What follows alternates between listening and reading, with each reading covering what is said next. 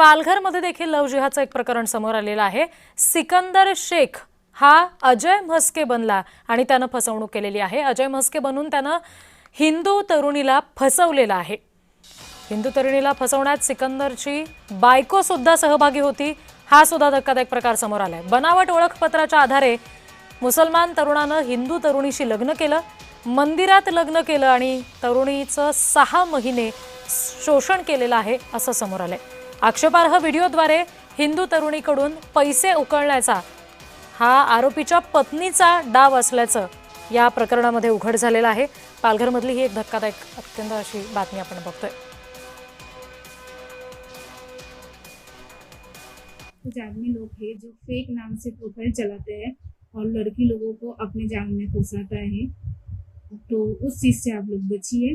मेरे साथ सेम चीज़ हुआ, लेकिन मैं समय रहते मैं बच गई, बट मेरा बहुत कुछ गया, मेरा पैसा गया, मेरा इज्जत गया, मेरे साथ धोखा हुआ। मुझसे शादी का वादा करके मेरे साथ शोषण किया। हाँ, मुझे बोला मैं रजिस्ट्री मैनेज करूँगा, सब कुछ करूँगा। मेरे साथ मंदिर में शादी किया, मेरे साथ सब कुछ किया। करने के बाद मुझे नहीं मालूम था कि वो इंसान शादीशुदा है, बट अभी मुझे पता चला, तो उसके बाद मैंने उनके ऊपर स्टेप लिया।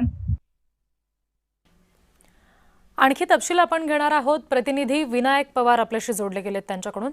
विनायक, या आरोपीला पोलिसांनी अटक केलेली आहे का? त्याच्या पत्नीला अटक झालेली आहे का? याबाबत काय तपशील आहेत? हो, नक्कीच। गेल्या 2 दिवसापूर्वी पालघर जिल्ह्यामध्ये लव्ह जिहादचं जे प्रकरण आहे ते समोर आलं होतं। यामध्ये जी पीडित महिला आहे, या पीडित महिलेसोबत जो सिकंदर शेख होता, मूळचा बीड जिल्ह्याचा आहे, याने अजय म्हस्के या नावाचं बनावट अकाउंट जे आहे ते इंस्टाग्रामवरती ओपन करून या महिलेची फसवणूक केली। त्यानंतर तिला तिच्या प्रेमाच्या जाळ्यात ओढल्यानंतर त्यांनी मंदिरात जाऊन लग्न केलं। लग्न केल्यानंतर 6 महिन्यामध्ये तिच्याविरुद्ध शारीरिक लैंगिक अत्याचार केलेले आहेत। तसेच तिची जे आर्थिक फसवणूक मोठ्या प्रमाणात केलेली आहे। तसंच त्याच पद्धतीने ही जी पीडित महिला आहे, त्या पीडित महिलेला आरोपी जो सिकंदर शेख आहे याची जी पत्नी आहे, हिने अश्लील व्हिडिओ तयार केल्याची धमकी देत 2 लाखाची जी खंडणी आहे ती मागितलेली आहे।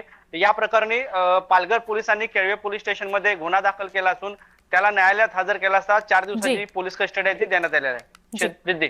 विनायक, धन्यवाद या सगळ्या तपशिलांसाठी।